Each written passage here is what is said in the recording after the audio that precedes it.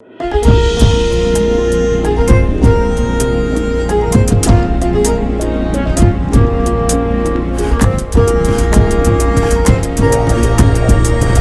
የፈታ ቤተሰቦች ከልብ የመነጨ የከበረ ሰላምታችን በያላችሁበት ይድረሳችሁ። ዕለተ ቅዳሜ ሰዓቱን መረጃ አሰናድተናል። ይመጥናሉ፣ መደመጥ ይገባቸዋል ያልናቸውን መረጃዎች በቅድሚያ እናስተዋውቅ። ከተወሰኑ ጊዜያት ወዲህ በትግራይ አንዣበበውን የጦርነት ደመና ተከትሎ በርካታ ሕዝብ ክልሉን ጥሎ እየወጣ መሆኑን እየወጡ ያሉት ዘገባዎች እያመለከቱ ነው። አሁን ባለው ሁኔታ የህወሓት ኃይሎች አፍሰው ወደ ጦርነት ሊማግዱን ይችላሉ በሚል ስጋትም በተለይ ወጣቱ ትግራይን በስፋት ለቆ እየወጣ መሆኑን ዘገባዎች በማመልከት ላይ ናቸው።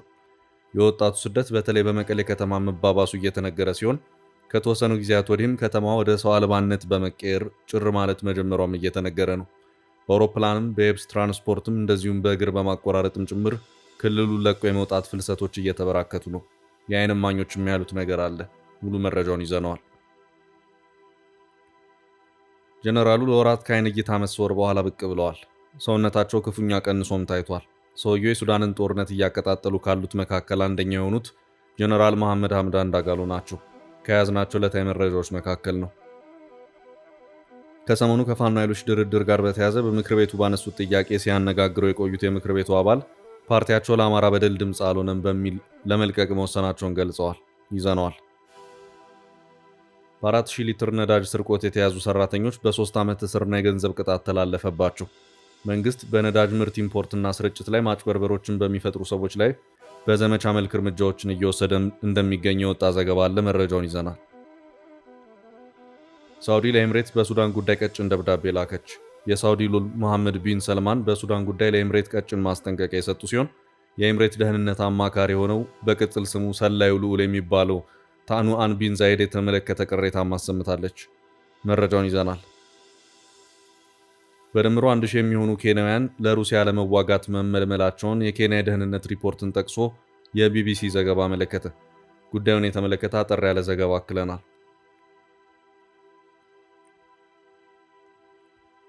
የዶላር የትይዩ ምንዛሬ ልዩነት እየሰፋ መጥቷል።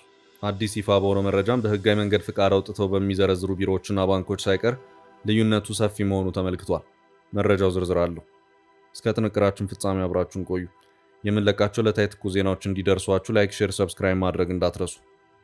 በተደጋጋሚ ገንብቶ በማስረከብ በደንበኞቹ የተመሰከረለት ዳኮርድ ሪል ስቴት አሁን ደግሞ በመሃል አዲስ አበባ ጀሞ አንድ የሚገኘው ሳይት ላይ ግንባታ ሂደታቸው 40% የደረሱ በአንድ ዓመት ብቻ የሚረከቧቸውን አፓርትመንቶች ከ70/30 የባንክ ብድር ጋር አቀረበላችሁ።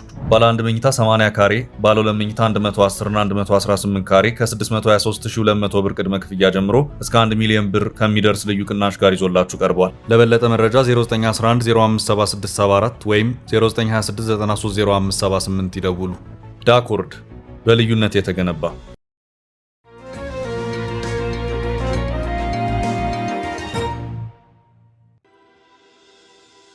መቀሌን ለቀው እየወጡ ነው። ከተወሰኑ ጊዜያት ወዲህ በትግራይ ያጠላውን የጦርነት ድባብ ተከትሎ ዋና ከተማዋን መቀሌን ጨምሮ በርካታ የክልሉ ከተሞች ሰው አልባ መሆናቸውን ከስፍራው እየወጡ ያሉ ዘገባዎች እያመለከቱ ነው።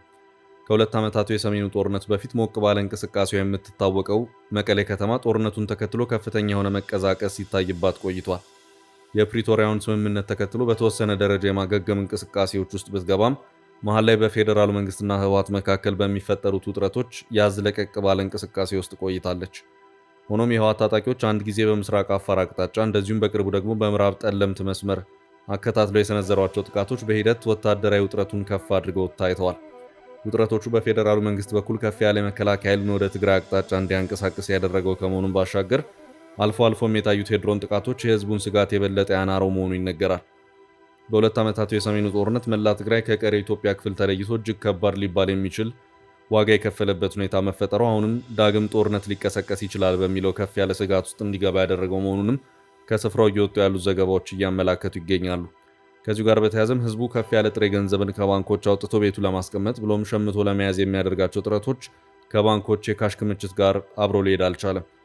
ከሳምንታት በፊት የኢትዮጵያ አየር መንገድ ወደ ትግራይ ከተሞች ያደርጋቸው የነበሩትን በረራዎች ማቋረጡ ያለፉት ከ2013 ዓ.ም ጀምሮ የነበሩት ሁኔታዎች የነበሩት ሊደገሙ ነው በሚል ህዝቡ ስጋት ውስጥ የገባ ሲሆን ከሰሞኑ እየወጡ ያሉት መረጃዎች እንዳመለከቱት ከሆነ ደግሞ አብዛኛው የትግራይ ከተሞች ነዋሪ ክልሉን በአንድም ይሁን በሌላ መልኩ ለቆ በመውጣት ላይ ነው። የትግራይ ከተሞችን ለቆ ወደ መሃል ሀገር የመግባቱ እንቅስቃሴ ከተጀመረ ዋላ አደረ ቢልም ከተወሰኑ ጊዜያት ወዲህ ከታየ ወታደራዊ ውጥረት ጋር በተያያዘ ደግሞ ይሄው የቀደመ ፍልሰት የበለጠ በርትቶ እየታየ እንደሆነም ዘገባዎች በማመላከት ላይ ናቸው። በተለይ መቀሌ ከተማ ከተወሰኑ ጊዜያት ወዲህ ጎዳናዎቿ፣ ካፌና ሬስቶራንቶቿ ሰው አልባ መሆን ጀምረዋል። የተሽከርካሪዎች እንቅስቃሴ ውስን ነው። ቢዝነሶቹ በከፍተኛ ሁኔታ ተዳክመዋል። ዶቼቬሌ ከሰሞኑ ባሰራጨው ዘገባ እንዳመለከተው ከሆነ ደግሞ በአንዳንድ የትግራይ ከተሞች ወጣቶችን በግዳጅ ወታደራዊ ምልመላ ለማስገባት አፈሳዎች መጀመራቸው ከፍተኛ የሆነ የወጣቶችን ፍልሰት አስከትሏል። የትግራይ ወጣቶች አጎራባች ወደሆኑት አማራና ትግራይ ክልሎች በስፋት እየጎረፉ ሲሆን ይህንኑ ፍልሰት ለመከላከልም የህወሓት ታጣቂዎችና የክልሉ ፖሊሶች በርካታ ኬላዎችን በየመንገዱ ዘርግተው ጥብቅ ቁጥጥር እያደረጉ መሆኑም ታውቋል። ሆኖም ወጣቶቹ ኬላ አካባቢዎች ሲደርሱ በእግራቸው ጭምር በማቋረጥ ክልሉን ለቀው እንደሚወጡ ዘገባዎቹ አመላክተዋል። በትግራይ ካለው ሁኔታ ጋር በተያያዘ ከሰሞኑ አንድ ሰፋ ያለ ዘገባን ያስነበበው አልጀዚራ ብዙዎቹ ወጣቶች ከአክሱም እስከ መቀሌና አዲግራት ድረስ በትግራይ መቆየት ፍላጎት የሌላቸው መሆኑን አመላክቷል። በአሁኑ ሰዓት በትግራይ ያለውን የጦርነት ድባብ በመፍራት ወደ አዲስ አበባ ከተማ እየጎረፉ ካሉት ወጣቶች መካከል ኢትዮጵያ ኢንሳይደር አንዳንዶቹን ያነጋገረ ሲሆን በረከት የተባለ ከመቀሌ አዲስ አበባ የገባ ወጣት በሰጠው ማብራሪያም በአሁኑ ሰዓት ወጣቱ ከትግራይ በተለይም ከመቀሌ በስፋት እየፈለሰ መሆኑን ተናግሯል። እንደ ዘገባው ከሆነ በረከት ከመቀሌ ወደ አዲስ አበባ ከተማ ከመጣ አንድ ሳምንት ሆኖታል። በትግራይ ክልል ያለው ሁኔታና የፖለቲካ ሽኩቻ በጣም ስለሚያስፈራ እሱም በመሸሽ ነው የመጣሁት ሲል ለኢትዮጵያ ኢንሳይደር ዘጋቢ ተናግሯል። በረከት ወደ አዲስ አበባ የመጣበትን ምክንያት ሲያስረዳ ከዚህ ቀደም የነበረው ጦርነት ባስከተለው ችግር ላይ ሌላ ችግር ተደራርቦ ማየት ስለማንፈልግ የበፊቱንም ስለምናውቅ ነው የሸሸ ነው ሲል ተናግሯል። ከ3 ዓመት በፊት በነበረው ጦርነት ብዙ ነገሩን ያጣው በረከት የተትረፈረፈም ባይሆን ራሱን የሚያኖርበት የንግድ ስራ ነበረው። አንድ ቦታ ላይ ስትኖር የሰላም አየር ከሌለ ብትሰራም እርካታ የለውም። ስለዚህ ያለህ አማራጭ ሰላም ያለበት ቦታ ሄደህ በሙያ እንኳን ባትሰራ ለምን የጉልበት ስራ አይሆንም ትኖራለህ። የፈለገው ይምጣ፣ ሰላም ካለ ችግር የለውም፣ ያገኘሁትን እሰራለሁ በሚል በሽሽት መጥቻለሁ የሚለው በረከት በአዲስ አበባ ከተማ ስራ እየፈለገ እንደሆነ ለዘጋቢው ተናግሯል። ከመቀለ ከተማ አቅሙ የቻለ ቤተሰቡን ጭምር ይዞ ሲወጣ ሌላው ልጆቹን እያስወጣ እንደሚገኝ የሚገልጸው በረከት አማራጭ የሌለው ሰው ብቻ ነው እየቀረ ያለው ሲል ነዋሪው ከጦርነት ለመሸሽ ያሉትን ሁሉ አማራጮች እየተጠቀመ እንደሆነ ይናገራል። ወጣቱ በብዛት እየወጣ ነው ሲልም የዓይን እማኝነቱን ሰጥቷል። በረከት እንደሚለው ወጣቱ ከክልሉ ወጥቶ የሚሸሽበት ዋናው ምክንያት ጦርነት ከተጀመረ አፍሰው ለጦርነት ይማግዱናል ብሎ ስለሚሰጋ ነው። ቤተሰብ ትንንሽ ልጆችን ጭምር የዚያ ሰለባ እንዳይሆኑ በሚል ስጋት እያስወጣ ነው። ቅድም ራሱ ልጆቿን እንዳለ ወደዚህ እየላከች እንደሆነ ልትነግረኝ የደወለችልኝ ልጅ አለች። ኤሌመንተሪ ነው የሚማሩት። እኛ የሚገጥመንን ነገር እንጋፈጣለን፣ ልጆቼን ግን እየላኩ ነው እያለችን ነበር በማለት ስላለው ስጋት ለዘገባው በሰጠው ማብራሪያ ተናግሯል። ከመቀለ በአውቶቡስ የመጣው በረከት የትራንስፖርት ነገር አስቸጋሪ እንደሆነ ተናግሯል። መደበኛው አውቶቡስ ታሪፍ 3000 ብር ገደማ ቢሆንም በዚህ ዋጋ ትኬት ማግኘት ግን ብዙም የማይታሰብ ነው ይላል። እሱ ትኬት ለሚሸጡት የሻይ ቡና ሰጥቶ በታሪፍ ትኬት ማግኘቱን እንደ ዕድለኛነት እንደቆጠረውም የኢትዮጵያ ኢንሳይደር ዘገባ አመልክቷል። ወጣቶችን በግዳጅ አፍሶ ወደ ወታደራዊ ማሰልጠኛ ጣቢያዎች በመውሰዱ በኩል ከሰሞኑ በራያ አካባቢ እንደታየም የዶቼ ቬለ ዘገባ ያመላከተ መሆኑ አይዘነጋም። ብዙዎችም የህወሓት ታጣቂዎችን በመሸሽ ከራያ ወደ አፋር ክልል እየጎረፉ ነውም ተብሏል።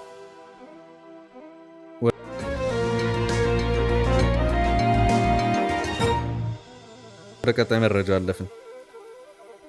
ጀነራሉ ከተሰወሩበት ብቅ አሉ። በሱዳን የእርስ በእርስ ጦርነት ውስጥ አንደኛው ተፋላሚ የሆኑት ጀነራል መሐመድ ሐምዳን ዳጋሎ ኡጋንዳ ኢንቴቤ ገብተው ከሀገሪቱ ፕሬዝዳንት ዩዌሪ ሙሴቬኒ ጋር ተወያይተዋል። በዚህ የሱዳን የእርስ በእርስ ጦርነት ውስጥ ፈጥኖ ደራሽ የሚባለው ጦራቸው ከፍተኛ ሰብአዊ መብት ጥሰቶችን ፈጽሟል በሚል ከፍተኛ ክስ የሚቀርብባቸው ዳጋሎ በትላንትናው ዕለት የተባበሩት መንግስታት የጸጥታው ምክር ቤት ባካሄደው አንድ ስብሰባ በተወሰኑ ወታደራዊ አመራሮቻቸው ላይ ጉዞና ሌሎች ዕቀባዎች የተጣለበት ሁኔታ ታይቷል። የዛሬ 3 ዓመት ጦርነቱ የተጀመረ ሰሞን የተወሰነ ይታዩ የነበሩት ዳጋሎ ረዘም ላሉ ጊዜያት ከህዝብ እይታ ውጭ ሆነው ቆይተዋል። በቅጽል ስማቸው ሄሚቲ በመባል የሚታወቁት ጀነራል ዳጋሎ ሰውነታቸው ቀንሶ ታይተዋል። በኡጋንዳ ቆይታቸው ከሀገሪቱ ፕሬዝዳንት ዩዌሪ ሙሴቬኒ ጋር እንደዚሁም ከእሳቸው ደጋፊዎች ሱዳናውያን ጋር ተወያይተዋል። ከዳጋሎ ጋር መሪዎች ሲወያዩ በከፍተኛ ደረጃ ውግዘትን የሚያሰሙት ተቀናቃኛቸው ጀነራል አብዱል ፈታህ አልቡርሃን እስካሁን ባለው ሁኔታ በዳጋሎ የኡጋንዳ ቆይታ ጉዳይ ያሉት ምንም ነገር የለም። ፕሬዝዳንት ሙሴቬኒ ከዚሁ ጋር በተያያዘ በኤክስ ገጻቸው ባጋሩት መልእክታቸው በዛሬው ዕለት ከፈጥኖ ደራሽ ሰራዊት አመራር ጀነራል መሐመድ ሐምዳን ዳጋሎ ጋር በኢንቴቤ ተወያይተናል። በዚህ ውይይት ወቅትም ዳጋሎ የሱዳንን ወቅታዊ ጉዳይ በተመለከተ ሰፋ ያለ ማብራሪያ ሰጥቶኛል። እኔም ሁልጊዜ እንደምለው ለሱዳን ዘለቄታዊ መፍትሄ ሰላማዊ መንገድ ብቻ ነው ሲሉም ሐሳባቸውን ቋጭተዋል።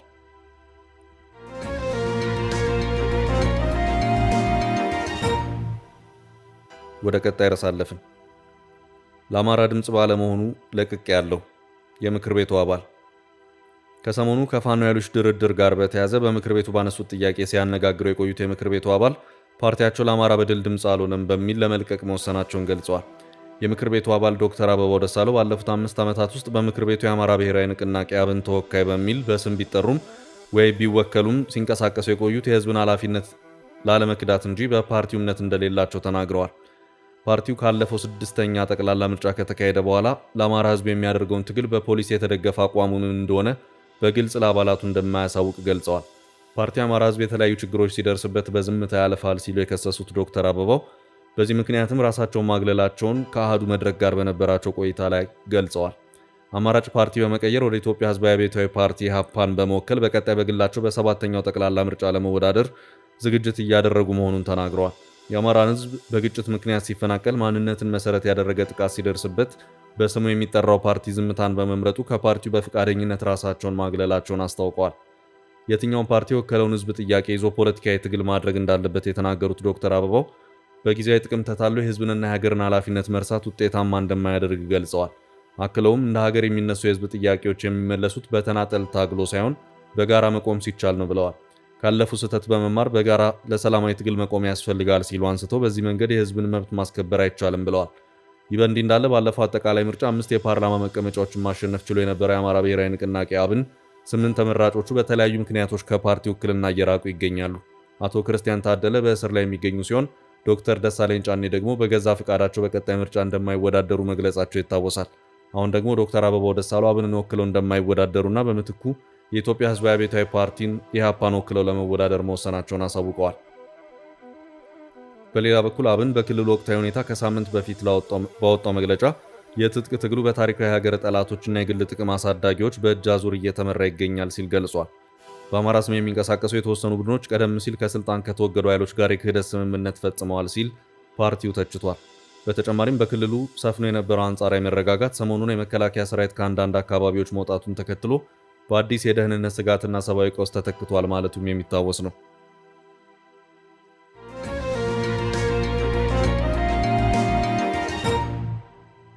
ወደ ቀጣይ ርዕስ አለፍን። በኢትዮጵያ በነዳጅ ማጭበርበር ላይ የተከፈተው ዘመቻ። የኢትዮጵያ መንግስት በነዳጅ ምርት ኢምፖርትና ስርጭት ላይ ማጭበርበሮችን በሚፈጥሩ ሰዎች ላይ በዘመቻ መልክ እርምጃዎችን እየወሰደ እንደሚገኝ ተነግሯል። በወሩ ከ4000 ሊትር በላይ ነዳጅ በህገወጥ መንገድ ሲቀዱ የተገኙ የማደያ ሰራተኞች መታሰራቸውና በህግ መጠየቃቸውን አንድ ዘገባ አመልክቷል። በኦሮሚያ ክልል በሞጆ ከተማ የነዳጅ ስርቆት ወንጀል የፈጸሙ ሰራተኞች በእስር መቀጣታቸውን የተገለጸው። በሞጆ የነዳጅ ማከማቻ ስቴሽን ሰራተኛ የሆኑ 2 ግለሰቦች ናቸው ተጠያቂ የሆኑት። ወንጀሉ የተፈጸመው ጃንዋሪ 23 ምሽቱን ሲሆን በተደረገ ድንገተኛ ቁጥጥር ሰራተኞቹ 4000 ሊትር ነዳጅ ከመኪና ወደ ጀሪካኖች ሲገለብጡ እጅ ከፍንጅ ተይዘዋል። ነዳጅን ከቦቴና ማደያ ውጭ በጀሪካን በመገልበጥ ነዳጁን በጥቁር ገበያ በሚሸጡ ላይ ባለስልጣኑ ዘመቻ መክፈቱን የገለጸ ሲሆን ሰራተኞቹ ላይ የተወሰደው ህጋዊ እርምጃ የዚህ አካል ነው ተብሏል። እስሩን ተከትሎ የሞጆ ከተማ አቃቤ ህግ ክስ የመሰረተ ሲሆን አዲስ የወጣውን የነዳጅ የገበያ ማርኬቲንግ ስርዓት ደንብን ተከትሎ ሰራተኞቹ በችሎት ጥፋተኛ ተብለዋል። ችሎቱ ጥፋተኛ ሆነው በተገኙ ሰራተኞች ላይ ብይን የሰጠ ሲሆን በእያንዳንዳቸው ላይ የ3 ዓመት ከ3 ወር እስር በይኗል። ይህ ውሳኔ በነዳጅ ማከማቻዎችና ስቴሽኖች ለሚሰሩ ሰራተኞች መቀጣጫ ነው ሲል ባለስልጣኑ ገልጿል። 3 ዓመት ከ3 ወር እስር በተጨማሪ ሰራተኞቹ እያንዳንዳቸው 350 ሺህ ብር እንዲከፍሉ ተፈርዶባቸዋል። መንግስት የነዳጅ ስርቆትን በተመለከተ ቁርጠኛ አቋም ስለመያዙ ውሳኔው ማሳያ ስለመሆኑ ዘገባው አትቷል።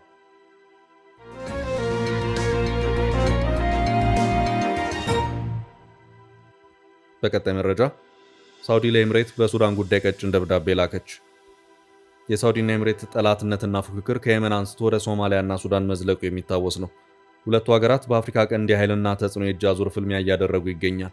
ሶማሊያ ከኤምሬት ጋር ያላትን ሁሉ አቋርጣ ከሳውዲ ጋር ስትፈራረም የሱዳን ጦር ሪያድን ጠበቅ አድርጎ ይዟል። ኤምሬት በበኩሏ ለሱዳን ፈጥኖ ደራሽ ኃይሎች ትጥቅ ማቀበሉን ቀጥላበታለች። በተያያዘ ኢትዮጵያ ከጉዳዩ ጋር መነካካቷ መዘገቡ ይታወሳል። በሳምንቱ የሳውዲ ልዑል መሐመድ ቢን ሰልማን በሱዳን ጉዳይ ለኤምሬት ቀጭን ደብዳቤ ጽፈው ልከዋል። ደብዳቤው ለኤምሬት የብሔራዊ ደህንነት አማካሪ ታኖአን ቢን ዛይድ የተላከ መሆኑ ታውቋል። የሳውዲ ልዑል ኤምቤስ በሱዳን ጉዳይ ትዕግስታችን አልቋል ሲሉ ነው ኤምሬትን በደብዳቤያቸው ያስጠነቀቁት። በሱዳን ጦርነት ኤምሬት የምታደርገው የትጥቅ ድጋፍ በዋናነት ይመራሉ ያሉትን የኤምሬት አንድ ልዑል በስም ጠቅሰው ማስጠንቀቂያና ቅሬታ አቅርበዋል። ሳውዲ ኤምሬት በሱዳን የምታደርገውን ተግባር ከዚህ መልስ አልታገስም ስትል ነው ቀይ መስመር ያሰመረችው። የሱዳን ጉዳይ የሳውዲ ብሔራዊ ጸጥታና የቀጠናው መረጋጋት መሆኑን ልዑሉ በደብዳቤያቸው ገልጸዋል። ሳውዲ በየመን ውስጥ ኢምሬት በምትደግፋቸው ታጣቂዎች ላይ የወሰደችውን እርምጃን በተመለከተ በደብዳቤው ማብራሪያ የሰጠች ሲሆን የየመን ጉዳይ ብሔራዊ ደህንነት ጉዳይ ነው ስትል እርምጃዋን አስተባብላለች። ሰላዩ ልዑል በሚል ቅጽል ስም የሚታወቀው የኢምሬት ልዑል በኩል በሱዳን የሚደረገው የኢምሬት የጦር እንቅስቃሴ እንዲቆም ነው ሳውዲ በደብዳቤው ያሳሰበችው።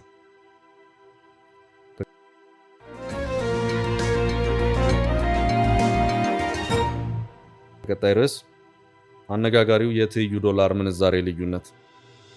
የዶላር የትይዩ ምንዛሬ ልዩነት እየሰፋ መጥቷል።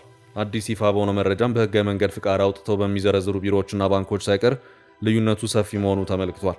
በአዲስ አበባ ውስጥ በህጋዊ መንገድ ቢሮ ከፍተው በሚሰሩ የውጭ ምንዛሬ ቢሮዎች እስከ ትላንት አርብ የካቲት 13 ቀን 2018 ዓ.ም የአንድ የአሜሪካ ዶላር ዋጋ በብር ከ178 እስከ 180 እየተሸጠ ነው።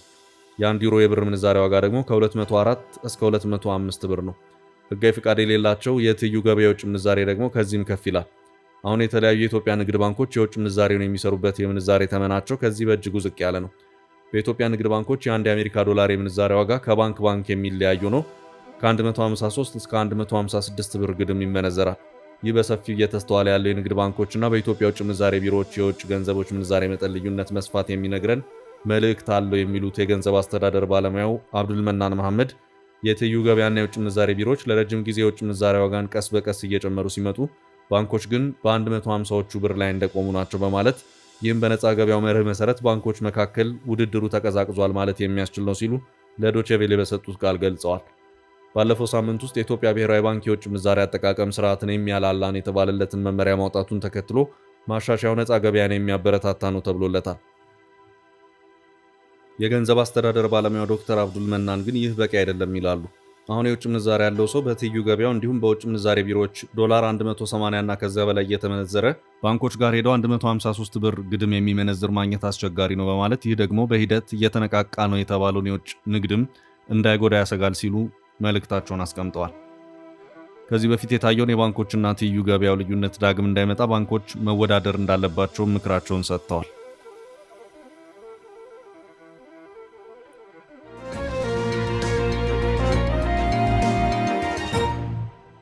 በቀጣይ ርዕስ ከ1000 በላይ ኬንያውያን በዩክሬን ጦርነት። በድምሩ 1000 የሚሆኑ ኬንያውያን ለሩሲያ ለመዋጋት መመልመላቸውን የኬንያ የደህንነት ሪፖርትን ጠቅሶ የቢቢሲ ዘገባ አመለከተ። ረቡዕ ዕለት ለሀገሪቱ ምክር ቤት የቀረበው የኬንያ ብሔራዊ ደህንነት አገልግሎት ኒስ ሪፖርት እስከ ጎርጎሮሳውያኑ አዲስ ዓመት ድረስ 89 ኬንያውያን በሩሲያ ዩክሬን ጦርነት ግንባር ላይ መሆናቸውን አስታውቋል። በጦርነቱ ቢያንስ አንድ ኬንያዊ የተገደለ ሲሆን ሌሎች በርካታ ዜጎች ደግሞ ቆስለው ወደ ሀገራቸው መመለሳቸውን ገልጿል። መጀመሪያ ላይ 200 የሚሆኑ ዜጎቹ በጦርነቱ ለሩሲያ ለመዋጋት ተመልምለዋል ብሎ የገመተው የኬንያ መንግስት ሞስኮ ኬንያውያን ወታደሮችን መመልመሏን እንድታቆም ጠይቋል። ሪፖርቱን ለምክር ቤቱ አባላት ያቀረቡት የምክር ቤቱ የአብላጫ ድምፅ መሪ የሆኑት ኪሚኒ ኢቺንጓ ሁኔታውን በጣም የሚረብሽ ሲሉ ገልጸውታል። የመንግስት መኮንኖች መረብ ከህገ ወጥ የሰዎች አዘዋሪዎች ጋር በመሆን ኬንያውያንን በመመልመልና በጦርነቱ እንዲሳተፉ እያጓጓዘ ነው ብለዋል። የስለላ ተቋሙ የሥራ አገናኝ ኤጀንሲዎች ከሀገሪቱ አየር ማረፊያ ሰራተኞች፣ የኢሚግሬሽን ሰራተኞች፣ የወንጀል ምርመራ ባለስልጣናት፣ የአደገኛ አጽም መኮንኖችና ብሔራዊ የሰራተኞች ባለስልጣን ሰራተኞች ጋር ምልመላውን እንዴት እንደሚያሳልጡት በዝርዝር አስቀምጧል። የአብላጫ ድምፅ መሪ የመንግስት ተቋማት በናይሮቢ ከሚገኘው የሩሲያ ኤምባሲ ባልደረቦች ጋር በመመሳጠር እንደሚሰሩና በሞስኮ የሚገኙ የኬንያ ኤምባሲ ምልምሎች የሩሲያ ቪዛ እንዲያገኙ እርዳታ ማቅረቡን ገልጸዋል። ሐሙስ ዕለት በናይሮቢ የሚገኘው የኬንያ ኤምባሲ ባወጣው መግለጫ ውንጀላውን አደገኛና አሳሳች በሚል ውድቅ አድርጎታል። የኤምባሲው ባልደረቦች አፈንጋጭ እንቅስቃሴዎች ወይም ህገወጥ ምልመላ ላይ ተሳትፎ አያውቁም ብለዋል። ኤምባሲው የውጭ ሀገር ዜጎችን ለተዋጊነት እንደማይመለምል ገልጾ የሀገሪቱ ህግ በህጋዊ መንገድ ሩሲያ ውስጥ የሚገኙ የውጭ ሀገር ዜጎች በፈቃደኝነት የሀገሪቱን ጦር እንዲቀላቀሉ እንደሚፈቅድ ግን ገልጿል። በሞስኮ የሚገኙት የኬንያ አምባሳደር በወታደሮች ምልመላ ከወንጀለኞች ጋር ተባብረዋል ተብሎ የተጠረጠሩ ሰራተኞችን መለየት እንዳለባቸው ሪፖርቱን ያቀረቡት የምክር ቤት አባል ተናግረዋል። ሪፖርቱ በአብዛኞቹ ምልምል ወታደሮች ምን እንደገጠማቸው አይጠቅስም። ግንባር ላይ ካሉት በተጨማሪ 35 ኬንያውያን በሩሲያ የጦር ካምፕ ውስጥ መሆናቸውን፣ 39 ያህሉ መቁሰላቸውንና 28ቱ ደግሞ መጥፋታቸውን ዘርዝሯል። በምርመራው መሰረት ከ20 እስከ 50 ዕድሜ ክልል ውስጥ የሚገኙ የቀድሞ የኬንያ ጦር አባላት፣ የቀድሞ የፖሊስ አባላትና ስራ አጥ ኬንያውያን የምልመላው ዋና ኢላማ ናቸው። ምልምሎች $2400 ወርሃዊ ደሞዝ እንዲሁም ከ6200 እስከ 8300 ዶላር ጉርሻ ይከፈላቸዋል ተብለው ቃል ይገባላቸዋል። ይሁን እንጂ ከደረሱ በኋላ አብዛኞቹ ራሳቸውን የሚያገኙት በአነስተኛ ውትድርና ስልጠና በጦርነቱ ግንባር ተሰልፈው መሆኑ ተነግሯል። የሪፖርቱን መውጣት ተከትሎ በሩሲያ ተመልምለው የዩክሬን ጦርነት ውስጥ የገቡ ወጣቶች ቤተሰቦች ልጆቻቸው እንዲመለሱ የተቃውሞ ሰልፍ አድርገዋል። ውድ ቤተሰቦቻችን ለዛሬ ያዝንላችሁን ርዕሰ ጉዳዮች እዚህ ላይ ቋጨን። ላይክ፣ ሼር እና ኮሜንት በማድረግ ለቻናላችን ድጋፋችሁን መግለጽ እንዳትዘነጉ እያልን ከሌሎች መረጃዎች ጋር ደግመን እስክንገናኝ ቸር ያሰማን ስንል ተሰናበትን።